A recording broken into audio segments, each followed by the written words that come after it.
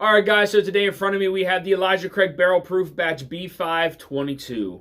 Now, this is the newest release from Elijah Craig. They have 3 different releases that come out every year, the A batch, the B batch, and the C batch. Really want to see how this one compares to the previous batches. It is, a lower proof point. It's very, very close to that last A batch that was just released. Really excited to get into this review, guys. So without further ado, let's go.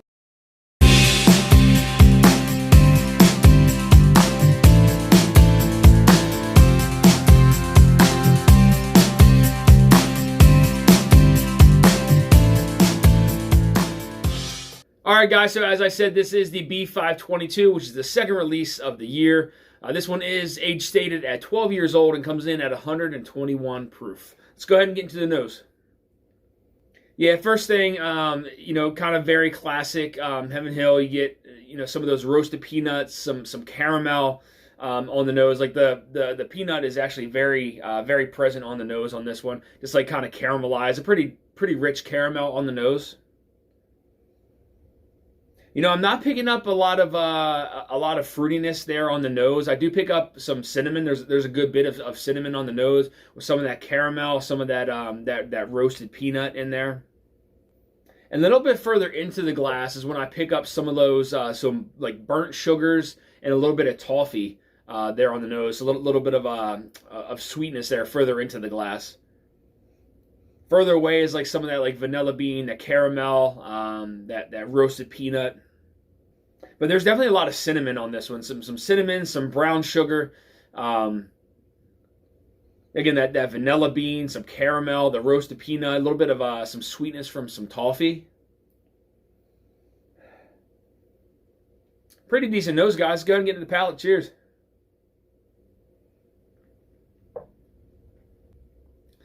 So the first thing that I get on the palate is it almost skips over the front of the palate. You get a little bit of a sweetness from like a brown sugar, but this one really dominates the center and into the back of the palate. Picking up a lot of that cinnamon that I picked up on the nose. So a little bit of brown sugar sweetness there on the front of the palate, and that kind of dies very quickly. And then the middle of the palate, I said, kind of a cinnamon bomb there for that first sip. And then the finish is almost non-existent. It's a short to medium finish, but definitely on the shorter side. Pick up a little bit of spiciness, but I wouldn't say it's from the proof. Coming in at 121 proof, it's not insanely spicy, but the finish.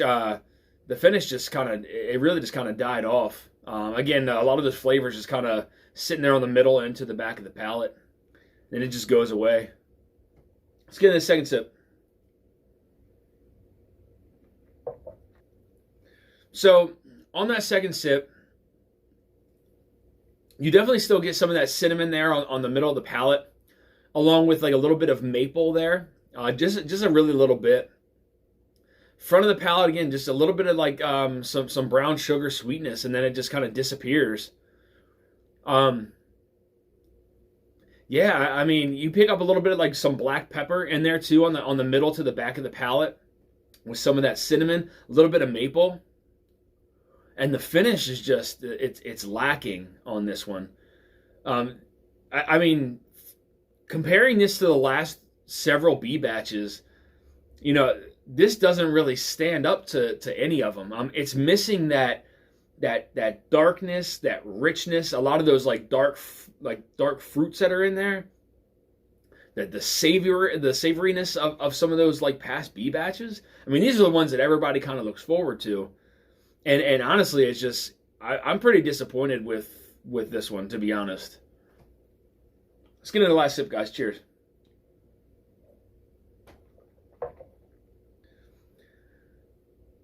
Yeah, so I picked up a little bit of like some dark fruit there on the back of the palate, like a sugared plum. And then like a little bit of sweet oak that kind of appears there onto the back of the palate now as well. But the finish is just, it just lacks. The finish is just, it's a short finish.